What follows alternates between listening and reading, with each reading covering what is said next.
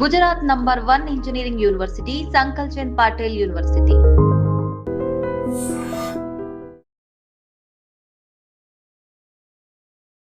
అందరికీ నమస్కారం. నేను Swaroopa Potlapalli. Welcome to trending topic.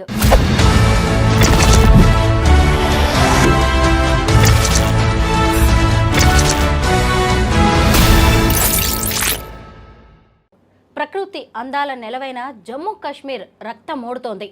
పహల్గాంలో జరిగిన ఉగ్ర దాడితో దేశమంతా వణిగిపోతోంది. ఇది రాజకీయ సమస్య, మతమా, మానవత్వమా, లేదంటే ఇంకా ఇంకొకట దీని వెనక ఉన్నది అని దీని మీద విపరీతంగా చర్చ అయితే జరుగుతోంది. ప్రస్తుతం నాతో పాటు సోషల్ యాక్టివిస్ట్ కృష్ణకుమారి గారు ఉన్నారు. ఆవిడతో మాట్లాడదాం. నమస్తే కృష్ణకుమారి గారు. చూశారు కదా, అసలు ఉగ్రవాదుల దాడిలో 27 మంది చనిపోయారు. ఇంకొంతమంది పరిస్థితి కూడా క్రిటికల్గా ఉంది. దీని మీద పౌరులుగా మనం ఎలా స్పందించాలి? మొదటగా అండి, ఈ చనిపోయిన వారి ఆత్మకి శాంతి కలగాలి ఒకటి. రెండవది, ఆ కుటుంబాలకి మన తరఫు నుంచి ఒక భారతదేశ పౌరులుగా మన బాధ్యత అది. వాళ్ళకి ప్రగాఢ సానుభూతి, వాళ్ళకి ధైర్యం కావాలి. ఇప్పుడు ప్రస్తుతం ఒక చావుని అంత దగ్గరగా చూసిన తర్వాత దాని నుంచి కోలుకోవడం అంత ఈజీ కాదు. సరే, వాళ్ళకి ఆ మనోధైర్యం కావాలని కోరుకుందాము. ఈ సందర్భంగా కొడుకుల్ని కోల్పోయిన తల్లులు, అలాగే భర్తల్ని కోల్పోయిన భార్యలు, ఒకవేళ పిల్లలు ఉంటే పిల్లల్ని కోల్పోయిన తండ్రులను కోల్పోయిన పిల్లలు, ఈ ముగ్గురు పరిస్థితి చాలా దయనీయంగా ఉంటుంది. చాలా బాధాకరమైన విషయం. వాళ్ళకి డబ్బులు ఉండొచ్చు, డబ్బులు లేకపోవచ్చు, ఉద్యోగాలు ఉండొచ్చు. అది కాదు, ఒక మనిషిని కోల్పోవడం అంటే ఏంటో కోల్పోయిన వాళ్ళకే తెలుస్తుంది. ఎవరికి అర్థం కాదు వేరే వాళ్ళకి. సరే, ఎనీవే, వాళ్ళు ధైర్యంగా ఉండాలి అనేది ముందుగా మన మాట. ఇక మిగతా పౌరులుగా ఎలా స్పందిస్తాము అనేది చూస్తే గనక, ఇది అసలు టెర్రరిజము అనేదే అంతకంటే ఒక నరకప్రాయమైంది ఇంకొకటి ఉండదు. అంటే నా ఉద్దేశం, టెర్రరిస్టులకి మనం వాళ్ళ గురించి పాపం వాళ్ళు నరకంలో ఉన్నారని కాదు ఇక్కడ అర్థం. వాళ్ళు సృష్టించేది ఏదైతే ఉందో, ఒక వినాశనం ఏదైతే ఉందో, భూలోక నరకం అంటే అదే. భూతల స్వర్గాన్ని భూలోక నరకంగా మార్చేశారు.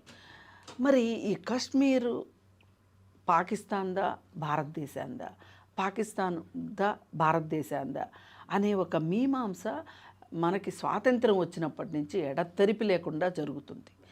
ఈ ఈ ఈ కాన్సెప్ట్ని పెట్టుకుని, ఈ ఒక్క అంశాన్ని పెట్టుకుని ఎన్నో రాజకీయ పార్టీలు వాళ్ళ రాజకీయ ఏమనాలి, ఒక రాజకీయ లబ్ధిని పొందాయని చెప్పొచ్చు. ఎన్నో ప్రభుత్వాలు మారినాయి ఈ ఒక్క కారణంతో. నెహ్రూ లాంటి వాళ్ళు ఈ రోజుకి బొడ్డోడని గాడిదలతోటి కూడా తిట్లు తినాల్సిన పరిస్థితి. నెహ్రూ యొక్క రాజనీతిజ్ఞత కావచ్చు, నెహ్రూ యొక్క పంచశీల సిద్ధాంతం కావచ్చు, లేకపోతే నెహ్రూ యొక్క దార్శనికత కావచ్చు, అన్నీ కూడా పక్కన పెట్టేసేసి ఆ రోజు కాశ్మీర్ని డివైడ్ చేసింది, పాకిస్తాన్ని డివైడ్ చేసింది నెహ్రూనే. నెహ్రూ ఆ రోజు గట్టిగా ఉండున్నట్లయితే గనక ఇలా జరిగుండేది కాదు అని ఇప్పుడు చాలామంది వాట్సాప్ యూనివర్సిటీ మేధావులు మాట్లాడుతూ ఉంటారు. సరే, ఏది ఏమైనా ఆ రోజు ఆ పరిస్థితిలో ఉన్న వాళ్ళకి తెలుస్తుంది. ఆ వేళ ఉన్న డిమాండ్ ఏంటి, ఆ రోజు ప్రజల్లో ఉన్న ఆకాంక్ష ఏంటి, అసలు ఎందుకు ఇలా జరిగింది అనే దానికి ఇవాళ మనం వెళ్తే అవ్వదు.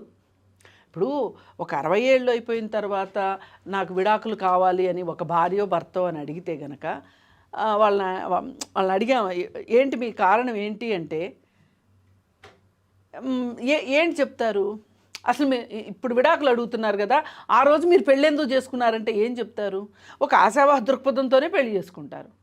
అలాగే ఇది కూడా ఆ వేళ ఉన్న పరిస్థితులకి, కాలమాన పరిస్థితులకు అనుగుణంగా ఆ నిర్ణయం తీసుకున్నారు. అది భవిష్యత్తులో కొన్నిసార్లు మంచి అయింది, కొన్నిసార్లు చెడ్డయింది. ఏది ఏమైనా జరిగిపోయిన విషయాల గురించి ఇప్పుడు మనము చర్చించే ఉపయోగం లేదు. సరే, ఈ మధ్యకాలంలో చాలా కొత్త విషయాలు, కొత్త నిర్ణయాలు, కొత్త చట్టాలు చేశారు. ఆర్టికల్ 370 రద్దు చేశారు. అలాగే దానివల్ల లాభం ఏం జరిగింది, నష్టం ఏం జరిగింది అంటే ఎవరు చెప్పలేరు. ఇప్పుడు ఇలాంటివి జరగవని చేశారా? 370 ఆర్టికల్ రద్దు చేశారా? కాదు కదా. మరి ఆ రోజు ఆ, నేను ప్రభుత్వాన్ని నిందించానని కాదు, మనకి డిమానిటైజేషన్ వచ్చినప్పుడు ఏం చెప్పారు? నల్లధనం. ఉగ్రవాదులు మన డబ్బుతోటే మన మీదే వాళ్ళు యుద్ధం చేస్తున్నారు. ఆ ఉగ్రవాదం నుంచి ఈ దేశాన్ని రక్షించాలి, ఉగ్రవాదుల నుంచి రక్షించాలి అని అంటే నేను మంచి కరెన్సీని నేను కనిపెడుతున్నాను అని మోడీ చెప్పిన దానికి ఇవాళ ఏం జరిగింది? ఇప్పుడు వాళ్ళు చెప్పిందేగా నేను చెప్తుంది, నేనేం కొత్తగా చెప్పట్లేదు కదా. కాశ్మీర్ ఫైల్స్ సినిమా తీసి అబద్ధాలు ప్రచారం చేసినంత ఈజీ కాదు కాశ్మీర్ని రక్షించడం. 370 రద్దు చేసేసి ఆ పెట్టుబడిదారులు అందరూ అక్కడికి వెళ్ళి ఆస్తులు కొనుక్కోవడానికి మార్గం సుగమం చేసినంత ఈజీ కాదు టెర్రరిజాన్ని ఎదుర్కోవడం అంటే. ఇంకొకళ్ళు చాలా గొప్పగా మాట్లాడుతున్నారు. ఇప్పుడు మోడీ గారు యుద్ధం మొదలయ్యాలి. యుద్ధం అంటే ఏమనుకుంటున్నారు? చెమ్మచక్క ఆట అనుకుంటున్నారా? తొక్కుడు బిళ్ళ ఆట అనుకుంటున్నారా? యుద్ధం అంటే అది ఒక రక్తపాతం.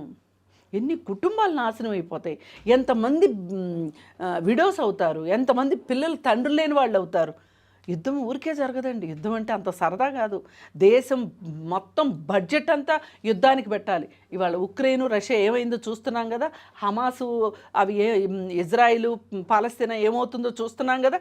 ఇవన్నీ చూసి కూడా బుద్ధి జ్ఞానం లేనట్లు యుద్ధం చేయాలంట. ఇప్పుడు మనం ఆలోచించాల్సింది ఏంటి? ఎక్కడ పొరపాటు జరిగింది, నిఘా వ్యవస్థ ఎక్కడ తప్పటడుగులు వేసింది, ఎక్కడ ఓవర్లుక్ చేసింది, ఇది మనం ఆలోచించాలి. ఆటల దగ్గర బాగు చేసుకోవాలి తప్పితే ఇప్పుడు పాకిస్తాన్తో అటువైపు నుంచి పాకిస్తాన్తో యుద్ధం చేస్తాం, మనకి ఇంకోవైపున చైనా ఉంది, చైనాతో యుద్ధం చేస్తాం, ఇంకోవైపు ఇంకో దేశం ఉంది, యుద్ధం చేస్తాం. ఇలా యుద్ధాలు చేసుకుంటూవేనా? అంటే నేనేమంటున్నానంటే, ఫర్ ఎగ్జాంపుల్ మన దేహాన్నే తీసుకుంటే గనక మన దగ్గర రోగనిరోధక శక్తి ఉందనుకోండి, ఏ జబ్బు మనకు రాదు, మనం ఫైట్ చేసుకుంటాం. అలా కాకుండా ఇప్పుడు ఒక జబ్బు వచ్చిందనుకోండి, ఆ జబ్బు గురించి మాత్రమే మనం ఆలోచించామనుకోండి, రోగనిరోధక శక్తిని అప్పటికప్పుడు మనం ఆ రోగాన్ని ఆపేసామనుకోండి, రోగనిరోధక శక్తిని పెంచుకోలేదనుకోండి, రేపు ఇంకొక బ్యాక్టీరియా వస్తుంది, ఎల్లుండి ఇంకొక వైరస్ వస్తుంది. అలాగే మనము మన కేంద్ర ఇంటెలిజెన్స్ విభాగం, దానికి చాలా బడ్జెట్ ఉంటుంది. మరి ఏమన్నా ఈ మధ్యకాలంలో రక్షణ శాఖకు సంబంధించిన ఆయుధాలు తయారీకి సంబంధించిన దాంట్లో కూడా విదేశీ ప్రత్యక్ష పెట్టుబడులు ఆమోదించారు మన దేశంలో. ఇప్పుడు వేరే వాళ్ళు వచ్చి ఇక్కడ తయారు చేస్తారు అనుకుందాం. ఎవరైనా ఒక దేశం నుంచి ఇంకొక దేశానికి వచ్చి చేశారు అంటే ప్రజాసేవ చేస్తారా? లాభాపేక్ష లేకుండా చేయరు కదా. మనం మన దేశంలో మన రక్షణ శాఖకు సంబంధించిన ఆయుధాలు మనం తయారు చేసుకోలేకపోతున్నామా ఇన్ని సంవత్సరాల్లో? ఎందుకు ఆ తప్పటడుగు వేస్తున్నాము అంటే నేనేమనేది ఏంటంటే, నేను విమర్శించట్లేదు, మీరు తీసుకుంటున్న చర్యలు ఎంత బాధ్యతారహితంగా ఉన్నాయో చెప్పదలుచుకున్నాను. ఇప్పుడు 140 కోట్ల మంది భవితవ్యము, 50 కోట్ల కుటుంబాల భవితవ్యం మీ చేతుల్లో ఉందండి, రాజకీయ నాయకుల చేతుల్లో ఉంది, ఒక హోంమంత్రి, ఒక రక్షణ శాఖ మంత్రి వాళ్ళ చేతుల్లో ఉంది. మరి మీరు ఏం చేస్తున్నారు? కృష్ణకుమారి గారు, మీది తప్పు వాళ్ళది తప్పు అని మనం మాట్లాడుకోవడానికంటే ముందు అసలు మతాన్ని అడ్డం పెట్టుకొని ఇలా మారణ హోమానికి పాల్పడ్డాన్ని మనుషులుగా మనం ఎవ్వరం కూడా జీర్ణించుకోలేకపోతున్నాం. ముఖ్యంగా పేరు అడిగి, మతం అడిగి, ఐడెంటిటీ కార్డు చూసి మరి ఇలా దాడికి పాల్పడ్డం, అమాయకుల ప్రాణాలు తీయడం, ఎన్ని రోజులుగా జమ్మూ కాశ్మీర్లో జరుగుతున్న ఉగ్ర దాడుల్ని అలాగే కాల్పుల్ని మనం చూస్తూనే ఉన్నాం. ఎప్పుడు కూడా భద్రతా దళాలు టెర్రరిస్టులకు మధ్య జరుగుతూ ఉంటాయి, కానీ సామాన్య జనాన్ని ఇలాగా టూరిస్టులను టార్గెట్ చేసిందైతే లేదు. ఎంతోమంది జమ్మూ కాశ్మీర్లో జీవితాంతం గుర్తుండిపోయే మధుర జ్ఞాపకాల కోసం వెళ్తే అసలు జీవితం అనేదే లేకుండా పోయిందండి. వీళ్ళేం చేశారు? అసలు ఈ టెర్రరిస్టులు ఏం చెప్పాలనుకున్నారు? వాళ్ళకే తెలిస్తే కదండి చెప్పదలుచుకునేది. ఇప్పుడు పేరు అడిగి చేశారా, బట్టలిప్పు తీసి చేశారా, ఇంకోటి ఐడి కార్డులు చూసి చేశారా, ఇది కాదు. ఇక్కడ నేను మతం ప్రకారమే అనుకుంటే కాశ్మీర్, పాకిస్తాన్ వేరే దేశం. ఇప్పుడు ఏమవుతుందంటే, ఒక ముస్లిం మతస్థుడిని కూర్చోబెట్టి మీ ముస్లిం మతం వాళ్ళు టెర్రరిస్టులు, వాళ్ళు చేసిన టెర్రరిజానికి మీరు సమాధానం చెప్పండి అంటే వీళ్ళ దగ్గర సమాధానం ఉండదు. ఇప్పుడు అది పాకిస్తాన్ దేశం ఒక రకంగా దాన్ని పెంచి పోషించింది అమెరికా. అక్కడ భయంకరమైన పేదరికం ఉంటుంది. ఆ భయంకరమైన పేదరికంలో నుంచే పౌరులు ఎత్తుక్కునే ఒక దారి ఈ ఉగ్రవాదం. పైగా పోని ఇంకొకటి కూడా అనుకుందాం, ఒక వాళ్ళ మత గ్రంథంలో ఇలా ఒక ప్రాణాన్ని తీసిన వాడిని మా మతం, ఆ మతమే వెలివేస్తుంది అని రాసి ఉంటుంది దాంట్లో. పేరుకే మతాన్ని అడ్డం పెట్టుకోవటమే కానీ వాళ్ళు మతం చెప్తే చేశారనటానికి లేదు. ఇంకా కావాలి అనుకుంటే ఇజ్రాయెల్ పాలస్తీనా మధ్యలో మత ఘర్షణ జరుగుతుంది. అక్కడ క్రిస్టియానిటీకిను ముస్లిం దీనికి అక్కడ మత ఘర్షణ జరుగుతుంది. ఇక్కడ మన దగ్గర అది కాదు. మన ఉగ్రవాదుల పరిస్థితి ఏంటి, వీళ్ళకి ఇంకెవరో బాస్ ఉంటారు అంతే. ఇది ఒక స్మగ్లింగ్ వ్యవస్థ లాంటిది. వాళ్ళు చెప్తే చేస్తారు, అంతేగాని ఒక మతం చెప్పి చేయించడం అనేది మన రెండు దేశాలకి మధ్యలో అయితే అది ఉండదు. అది ఆ ప్రసక్తే లేదు మీకు. అందుకే నేను అర్థం అవడం కోసమే ఎగ్జాంపుల్ చెప్పాను. అక్కడ ఇజ్రాయెల్ పాలస్తీనా మధ్యలో మతాల గొడవ ఉంది. దాని వెనక కూడా వేరే వాళ్ళ స్వప్రయోజనాలు ఉంటాయి, అది వేరే విషయం. కానీ ఏ మతము కూడా ఒక మనిషిని చంపండి అని చెప్పదు. పైగా నేను ఇంకొకటి కూడా నాకు బాధ కలిగింది ఏంటంటే, చనిపోయింది అందరూ హిందువులే, ముస్లింలు ఎవరూ చనిపోలేదు.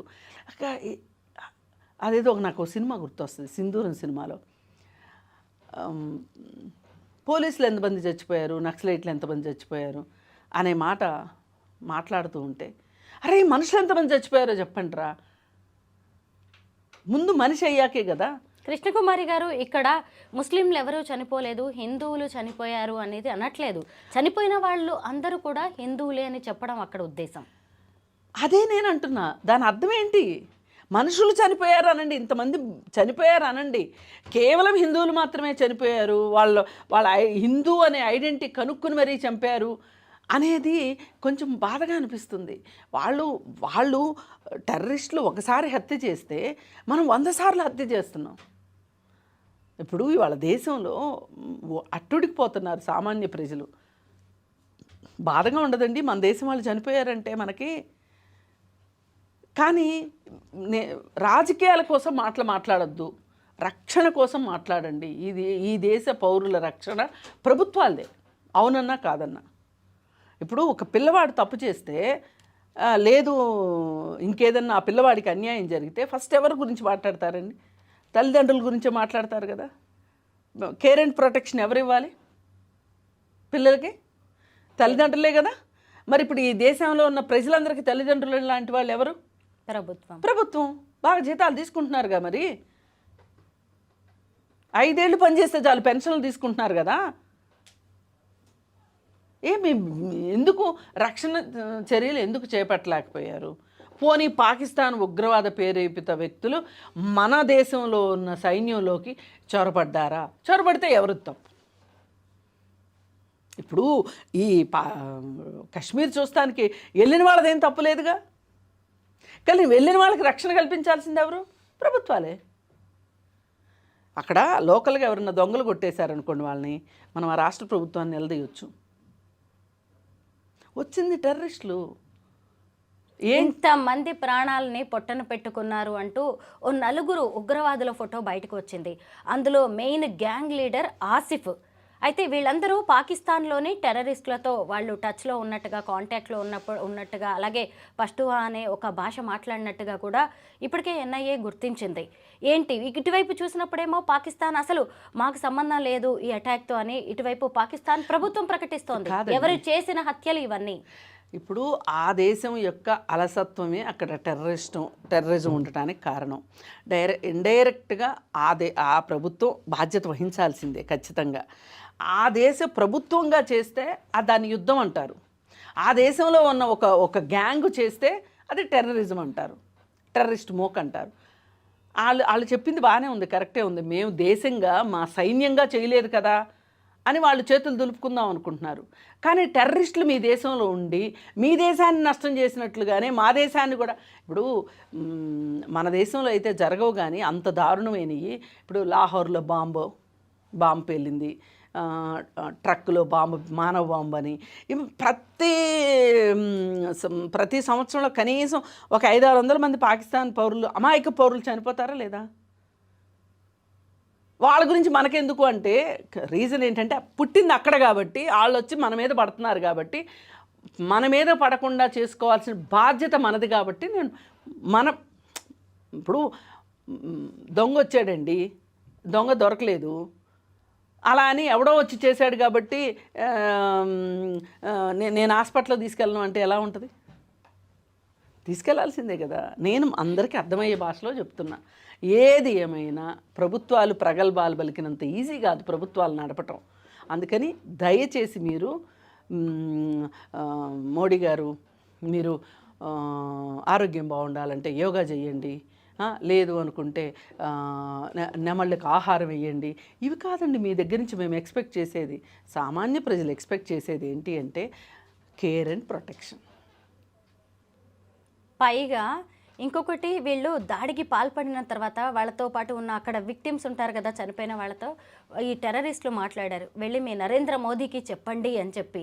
ఇంకొక వైపు చూసినప్పుడు అసలు మన దేశంలోని టూరిస్ట్ స్పాట్స్ను చూడడానికి ఎంతోమంది పర్యాటకులు వస్తూ ఉంటారు విదేశాల నుంచి. ఇప్పుడు ఈ చనిపోయిన వాళ్ళందరూ కూడా మన దేశంలోని వివిధ ప్రాంతాలకు, వివిధ రాష్ట్రాలకు చెందిన వాళ్ళు. ఇప్పుడు రేపు మన దగ్గరికి టూరిస్టులు, ఫారిన్ టూరిస్టులు రావాలంటే ఎంత భయపడతారు? పైగా ఏం చెప్పాలనుకున్నారు వీళ్ళు ప్రధాని నరేంద్ర మోదీకి అంటే, ప్రధాని నరేంద్ర మోడీకి వాళ్ళు కాశ్మీర్ మాది అని చెప్పాలనుకున్నారు సింపుల్గా, అంతకంటే వేరే ఏమీ లేదు. అది పాకిస్తానే చెప్పిస్తుందా, వాళ్ళు చెప్తున్నారా అనేది వేరే విషయం. వాళ్ళు చెప్పదలుచుకున్నది ఏంటి అంటే పాకిస్తాన్లో మాకు హక్కు ఉంది, పాకిస్తాన్ మాదే, మీరు బలవంతంగా లాక్కున్నారు అని చెప్తున్నారు. అది వాళ్ళు చెప్పదలుచుకున్నది. దానికి మనం చేయాల్సింది ఏంటి? ఆ పాకిస్తాను వెంట ఏదైతే ఉందో సరిహద్దు ప్రాంతం, ఎల్ఓసి ఏదో అంటారు కదా, ఆ ప్రాంతాల్లో గస్తీ ఎక్కువ పెట్టుకోవాలి. ఏం జరుగుతుంది అని 24 గంటలు మనము మానిటర్ చేసుకోవాలి. కరెక్టే. మొత్తం మీద పోయిన ప్రాణాలను అయితే ఎవరూ తీసుకురాలేరు. ఇక మీదటైనా అక్కడికి వచ్చే టూరిస్టులకు భద్రత కల్పించాల్సిన బాధ్యత మాత్రం ప్రభుత్వాందే. Thank you so much Krishnakumari garu. Thank you.